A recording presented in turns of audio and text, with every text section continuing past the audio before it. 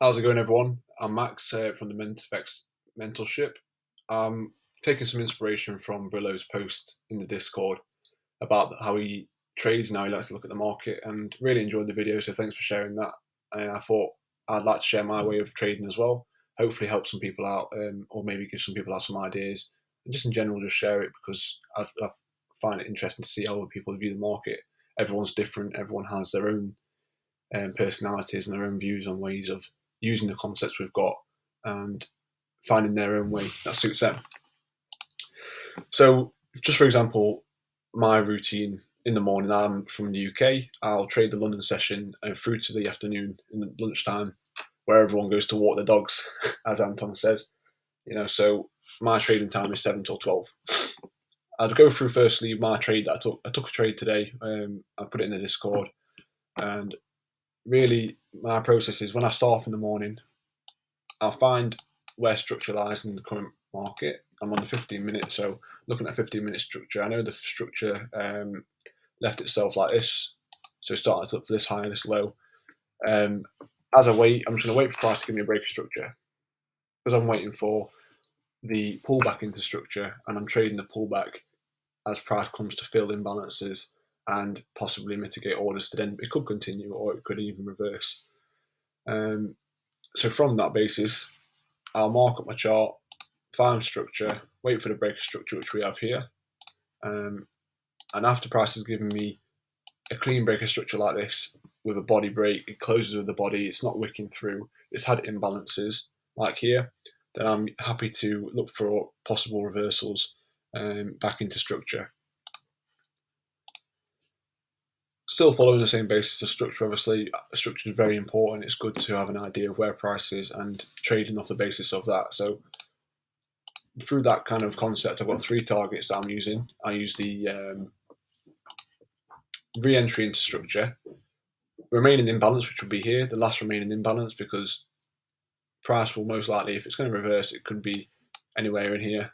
And obviously, I like to get a big bit of profit out there. And potentially price could even reverse fully. So I do leave a bit on, like 10%, just to reach this final target. The first step, marking out my chart.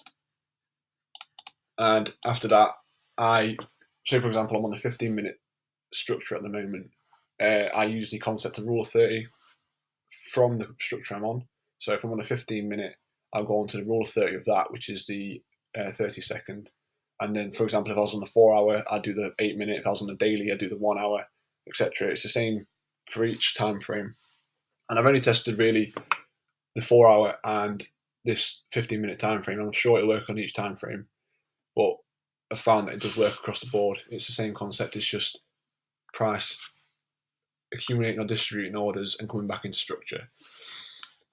So on the basis of that, I see this happen. I go into the 30-second because I'm on the 15-minute chart, and I wait for price to give me some kind of accumulation or distribution of orders, a distribution in this case, through the schematics and Wyckoff we're taught. So as price is moving up, I'm looking for that kind of slowdown in price, and then liquidity being generated or printed above or below this level. So this is my key level. This has been my BC. And it's very key for my strategy when I'm trading is that there's no price going above this point.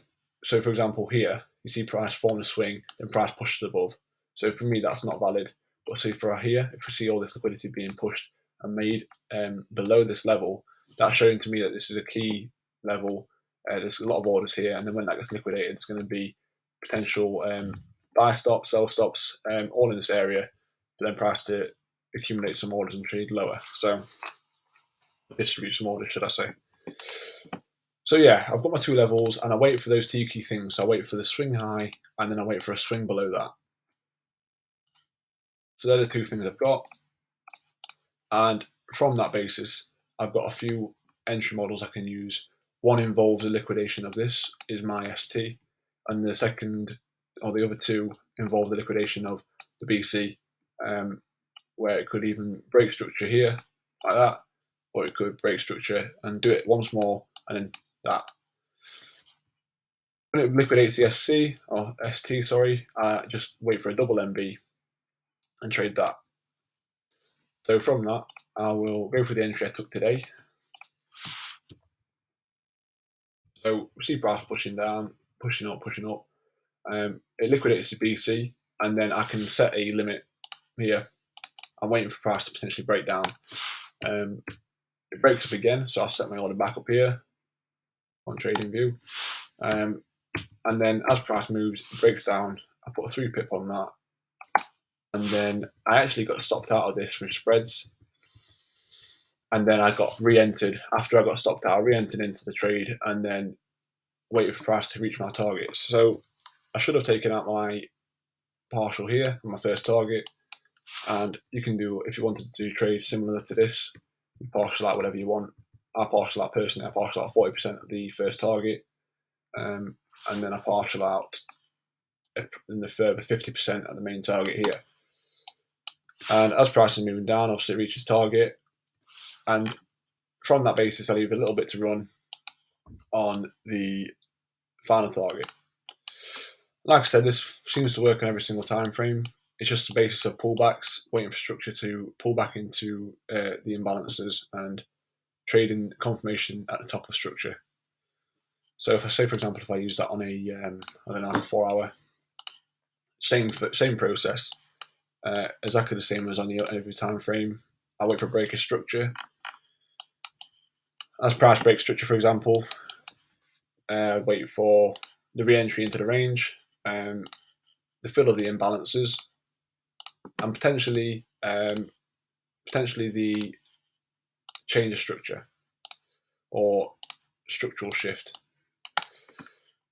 So on the basis of that, or on the 4 hour, I go into the 8 minute and wait for my confirmation. Same as I would do on the 15 minute and 30 second, same as I would do if it was on a daily and 1 hour. It's all relative to whatever time frame you're on. You see the swing low, but there's no swing low below that. So you see another swing low here. Now I'm waiting for a second swing low, but it needs to be above that level. If it goes below it, then it's not.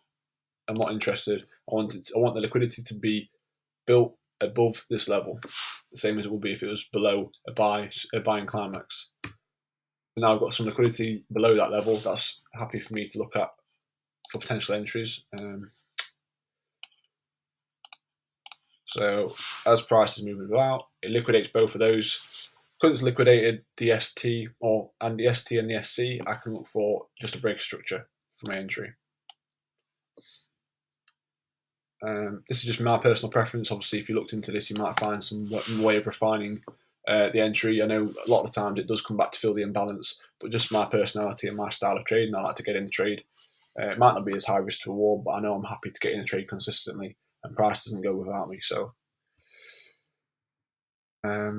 So yeah, wait for the first target, which gets reached there. I'll take my 40% partial. Second target, as it breaches the imbalance, fine. And then the third target, if it does decide to change structure, I'd leave a little bit on just to reach that if it did. So yeah, that is the basis of my trading, and that's how I like to trade the market on a daily basis using the London session 7 till 12. I know the London session really is, the open is 7 till 10, but I just trade to the afternoon. Suits me when I'm off work and stuff. And yeah, hopefully this can help some people out, maybe give some people some ideas, and hopefully inspire some more people to share their way of trading and their processes and their thought processes in the market. So I hope you enjoyed the video. I'd like to hear any feedback or anything you've hopefully taken away from the video. And yeah, hope you all have a good day. Cheers.